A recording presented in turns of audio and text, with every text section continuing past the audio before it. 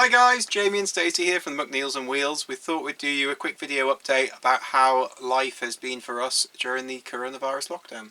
Yeah, we haven't really kind of done a vloggy kind of video since maybe before the winter, so we thought we'd just fill you in on what we've been up to over the last few months and how we've been keeping ourselves occupied, and what life's been like in the caravan during lockdown, because we are still in the caravan. Yeah. For those of you who follow our channel more regularly, you'll know that this winter we had a trip out to Vietnam and Thailand in January and February. That feels like ages ago. So we were pretty close to the coronavirus, really, weren't we? Yeah, we got right up to the Chinese border at one point. That was kind of one of the day trips we did on the bikes. We went and actually we could look over China, it was really cool actually. But at that point we had absolutely no idea. We hadn't even really heard of the virus then, had we? Not massively. Yeah, I mean, towards the end of the Vietnam trip it was starting to become a bit more scary for people. And there were a lot more people wearing masks in Vietnam. I think we kind of assumed, as is, you find a lot in the Asian countries, a lot of people do wear masks in the cities anyway for pollution and stuff. So we didn't really think much of it until people, like strangers, started handing us masks and saying, "You must wear it for the virus." And we were like, "Virus? What virus?" And then my mum got in touch with us and was like, "You do know that there's like a huge thing breaking out in the country right next to where you are?" So we were like, "Nah, it's fine." No, there's nothing much we could have done about it anyway. So, but yeah, so after we left Vietnam in mid-February... Oh, Ha Long Bay, that was the biggest thing. So we spent an entire day doing about an 8-hour ride to get to Ha Long Bay. We had to catch a ferry to get across to Cat Bar Island. It was like the one thing we both really wanted to do on the trip. Like we had loads of goals we wanted to achieve, but that was the one thing we were like, yeah, we have to do Ha Long Bay. Because anybody goes to Vietnam goes to Ha Long Bay, because it's a UNESCO World Heritage Site. It's absolutely stunning and so on. So we rode through awful weather, awful traffic for about 8 hours, trying to meet the timing for this ferry, and we arrived amazing with about 5 minutes to spare. Yeah. But we got there and there was like a deserted ferry terminal and we thought, no, we've missed the ferry. And there was loads of signs up and there was somebody locking like a ticket office. Obviously the signs were in Vietnamese, so we couldn't easily translate them straight away. And this woman who was locking the ticket office said, no ferries, no ferries. And she then walked off, leaving us rather puzzled. So we sort of parked our bikes actually on the slipway and using Google translated the signs and stuff. And it said, no, it was closed now because of Corona. And it was closed for a week. And we only had 5 days left in Vietnam before we flew. So we were so disappointed, weren't we? But we did manage to see Ha Long Bay, or at least some of the islands and stuff. From the hotel we were staying in had like about 25 floors, didn't it? So we went up to the roof in the lift. And so we did see Ha Long Bay, but not in the way we wanted to. But you know what? It gives us an excuse to go back, hey? Yeah. And then after that we flew to Thailand, and that was on Valentine's Day, February 14th. And, again, going through the airports and stuff, there's nothing, really that pointed anything scary out in the directions. Had a lovely couple of weeks in Thailand. And then, amazingly, when we flew back to the UK, because really by that time it was getting quite big in the media, there was no signs or... No. The air stewardess did disinfect the plane. She kind of came along and sort of sprayed us all with stuff, and then they just said, if you feel like you've got a cough or you've got a temperature, you need to alert one of the members of staff. But that was it. And so we really didn't have any kind of concept of the scale of what was going to become. I don't think anyone did at that point, in fairness. In the UK, I don't think we were that ahead of the curve at that point. And there's no mandatory quarantine or anything when we arrived back in the UK, so we just jumped on the train and headed back up home. So I think that did come in actually, though. About 2 weeks after we got back, people were being quarantined, weren't they, when they came in? Did they not? No. Jamie's the Stacey doesn't follow public affairs officer in this relationship. Yeah. Never mind. So we got back up to Wales beginning of March, just as the site opened, and launched back into being caravan wardens. My place where I was working, the pub, agreed to take me back on from the 10th of March, which was awesome. So things, we thought, well, this is fine, everything's just going to be... We had 3 weeks of normality, didn't we? Gearing up for a busy summer. And then Boris Johnson announced on the 23rd of March that the pubs would close, and that meant the campsite had to close, and it was... we felt a bit...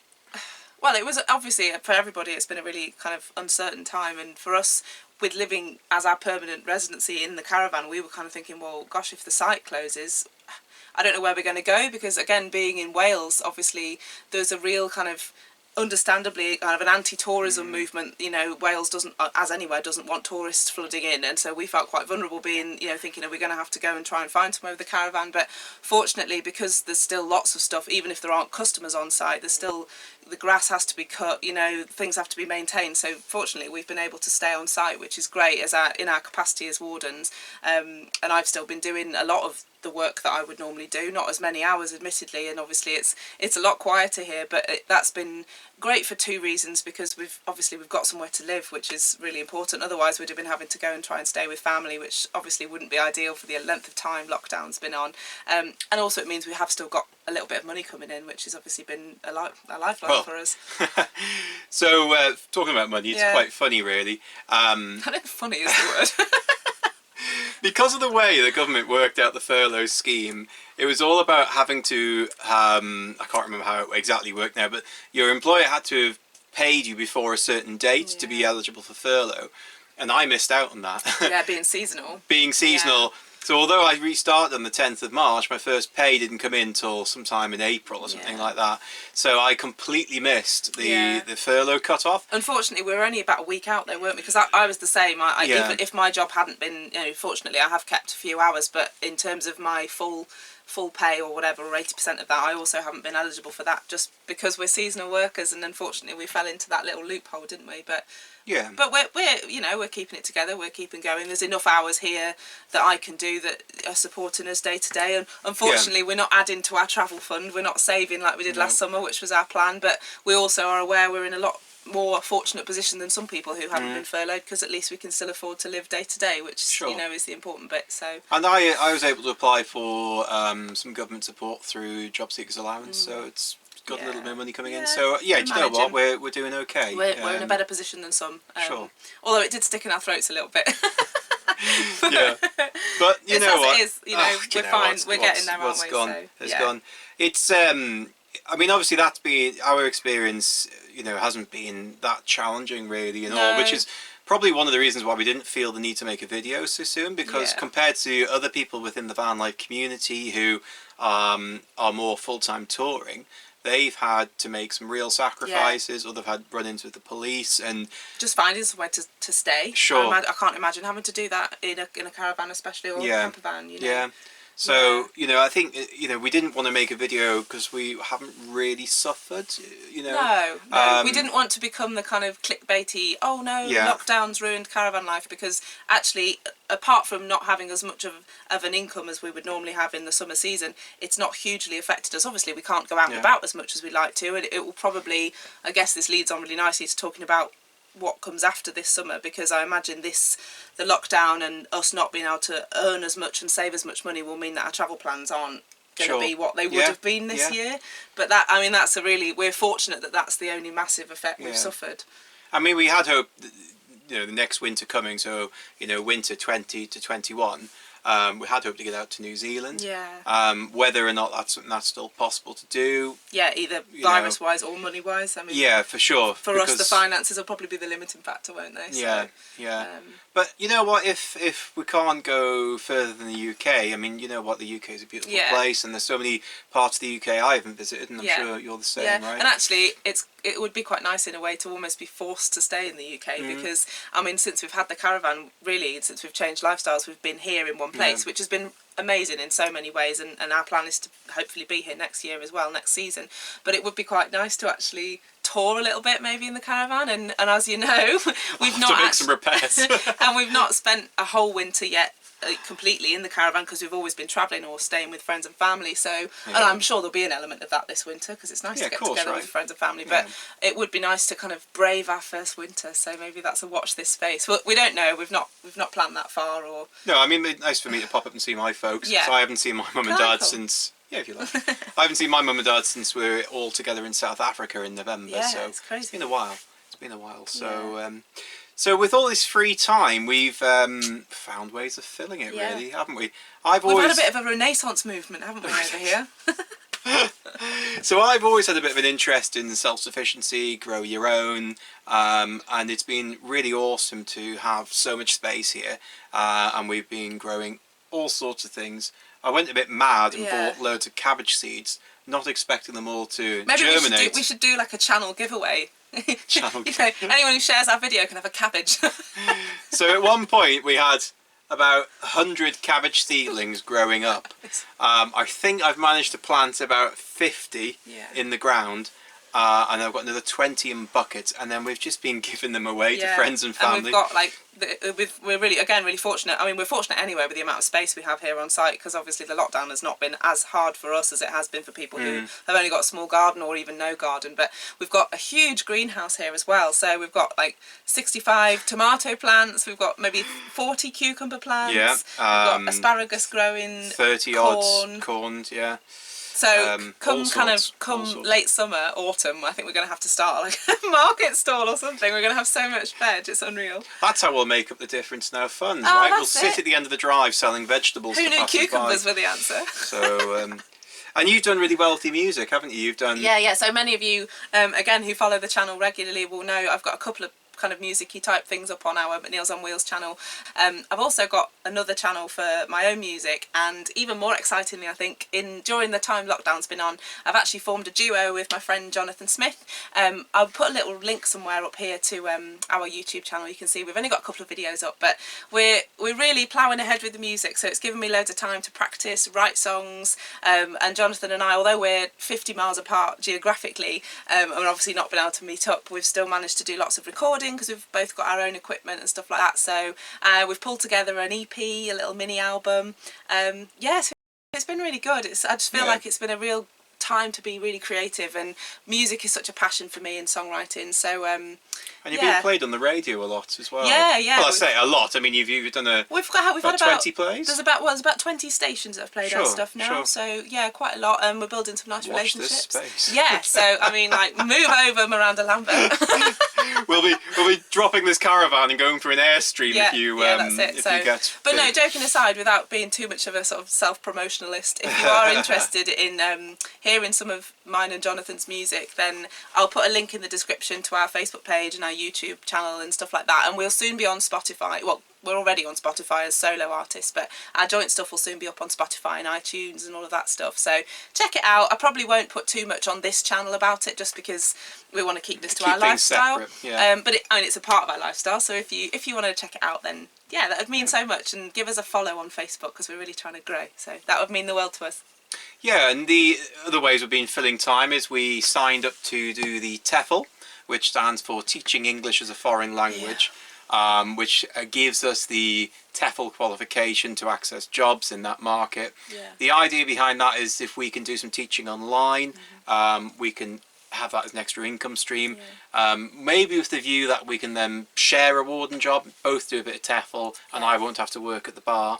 Because I'm planning on being out at festivals like every weekend, because I'll be a famous star by then. So yeah, so basically she'll leave me to do all the chores here, probably leave me all like you know, the disgusting jobs and that kind of thing. Jamie's going to be cleaning toilets and mowing the grass, while I'm going to be like, you know, big wigging with Miranda Lambert and Casey Musgraves and that kind of Chris Stapleton. But yeah, that's, I mean, we basically started doing that because we met a few people in South Africa, and then again travellers in Vietnam and Thailand who said, crikey, you two are ex-teachers, why aren't you doing this? And we we're like, because we're ex-teachers for a reason. Yeah. Teaching! But do you know what, looking into it, and you know, a guy I actually work with at the bar, he does it as well, and he said, no, it's a great way of earning money. And children, the other side of a screen halfway around the world, that's got to be okay, right? Right, because if they annoy you, you can go, click! Oh dear, internet problems. No, we're not selling ourselves here. No, sorry. No, we love working with young people. We really want to teach. Yeah, we love teaching. No, I think it'll be very different. We are really inspired to do it, actually, and not only, you know, because it will give us a freer lifestyle even more so than what we have, but actually, like, it would be really nice, it would be almost complete the circle to know that sort of a combined more than a decade of teaching hasn't completely gone down the pan, and actually it might inform something and help us to do the lifestyle we're doing now using skills we already have. So sure, and I mean at the moment we're thinking just online for teaching, Yeah. but it might be that we eventually take up a job Yeah. in somewhere like Vietnam or India or Post-border collie who's on the sofa by we'll us. see if we can pan round Yeah, to her at the moment. she's, She's pretty well chilled out down there. Post Pixie. Oh, That's not so much the dog. No, it's Anyway. not that channel. Yeah, but we're thinking kind of like once the dog's, bless her, no longer with us, that it Yeah. gives us a lot more freedom to go and maybe spend a year abroad or whatever, or that kind of Yeah. thing. So it's just lots of options for us. So Especially as Stacey's mum and dad had the dog most of this winter whilst we Yeah. were travelling. She was kind of a timeshare dog this And- year, wasn't she? Unfortunately for them, it was like the worst winter on record. Like it was so much rain and so Yeah. much wind, and it was not a good experience for them. So we don't wish to inflict that upon them again anytime soon. No. But No, it was very kind of them to have her, and she's really, really happy going there. We wouldn't wanted to put her in, well, we would never put her in kennels anyway, but No. we wouldn't want to put her in a home board or something that she didn't know for such a long time, because we were away for, 12 weeks in total with South Africa Yeah. and Asia, so, yeah. So yeah, we've just been keeping ourselves ticking over, really keeping ourselves busy. There's always little jobs to do in a caravan at this Yeah. age, so you know, little things Oh, going there's wrong. plenty more jobs to go. And actually, if you haven't seen Jamie's more recent 10 Things video, it shows how we've modified the caravan a little bit more. You can obviously watch the caravan tour video that shows a little bit. We've done a bit more since then, haven't we? And that's, Sure. So in the caravan tour video, we hadn't ripped out the internals of the Yeah. caravan, but in the 10 Things video, we show you how we've actually taken stuff Yeah. out and built. just made it work purpose-built. for us, really. Yeah, because the problem with most caravans is they're built around family holidays, and we're not a family, so we wanted the extra space for a Yeah. worktop and stuff, so Yeah. made a bit more space. Yeah, actually, that's a good point, because in our, if you're really a hardcore McNeil's on Wheels fan, you might remember that in one of our South Africa update videos, we said we might have some news for you. Oh yeah. No, I'm not pregnant. Let's just clear that one up, because that's what everyone seemed to think. I mean, a good guess, but no. And actually, that little bit of news hasn't happened in the end. It was going to be that we were actually looking to swap our caravan to get a bigger one with a fixed bed and stuff like that. But I mean, finances kind of curtailed it a little bit, and also, we Just wasn't the right van for us, was it? And you know what? Our van is old, and it's got its issues, but we're quite attached to it. And actually, we kind of thought, well, look, if we're going to spend, because realistically, we'd have had to spend 6,000 or 7,000 to get a reasonable second-hand van that wasn't damp and had the fixed bed and stuff like that, because they do, sell for a lot more. And even then, we probably wouldn't have a newish caravan. It'd still be the similar age to this one. And we just thought, well, actually, that money we'd rather put that into travel or into our personal development and stuff like that. And we thought, you know what, we can make do. And our whole ethos of our channel is about not having to spend a fortune to change your lifestyle. And so we kind of thought, well, actually that money would be so much better spent elsewhere, and in the future we will, I'm sure, update the caravan. We'll have to, but and it's funny how things work out, because now I'm so glad we didn't spend if that we'd money. spent, that would have been a lot of our buffer savings gone, Right, wouldn't yeah. yeah, so But because we'd obviously, if we had spent that money, we'd be thinking, well, it's okay, because we'll earn it back in the summer and we'll replace that, and oh man, that would have been really horrible. because even like the budget we'd set for Vietnam and Thailand, we went over that budget, did, and I don't regret doing that, because you know, and we still did it on the cheap. Yeah, we were still pretty cheap. I mean, you can take the boy out the north, but you can't take the north out the boy. Oh no. So and another great thing about Vietnam and Thailand is that the beds out there are so hard. When we came back, the caravan bed felt like we were actually in Buckingham Palace. So one of our major gripes with the caravan, we were like, we can so deal with this now. And that's, it's funny, but total sidetrack now. Bear with me, but a lot of people who've travelled to Southeast Asia say that's a thing. So it wasn't just us, or the budget that we had for accommodation. No, because actually even the couple of times we splashed out and had like a £30 hotel rather than an £8 one, it was still the same. The beds were still pretty awful, weren't they? But it was worth it. So thinking about videos and stuff for the future, we had a look down through our YouTube and looking at what's really popular and what's not so popular, and we've sort of gotten a hint really that our travel videos aren't really what our subscribers want to see. Yeah. So, not wishing to upset anybody, but what we're going to do is how we did Vietnam and Thailand, where it's just pictures to music or video to music, rather than vlogging. I think we're going to carry on doing them like that in that style. It's nice. It's nice for us. Yeah. I mean, the thing is with the channel as well, and we've said it in lots of videos and also lots of comments when we reply to people. We don't get paid for YouTube. We don't want to. That was No. never the point for us. And so it's nice for us, obviously, to see the channel growing and getting more subscribers. And it's lovely when you get lots of video views, because a lot of effort goes into making them. But it's also for us. The channel's for us too. And so we're going to carry on doing the travel stuff just because it's nice for us to share with friends and family. But also our main sort of aim with the channel, which is probably why it's been a bit all over the place, is that we really want to share how we've changed our life for the better with other people, just simply to inspire other people to know that you don't have to be a millionaire or you don't have to win the lottery or whatever to change your lifestyle. So because we don't really fit into a specific camp that easily. We're not van lifers particularly. Yeah, we're not like constantly touring, or we're not off-grid. Off-grid in terms of like the purest kind of way. So really we are, I think, the Escape the Rat Race channel. Yeah, that's us. And it's taken us a bit of time to get to that niche. And I think the video content on our channel is a little confused because we haven't had that niche. But I guess, the travel videos are still, same with, I guess, my music and stuff, it's still part of our holistic lifestyle, isn't it? It's still what we're being enabled to do, so we'll carry on doing it.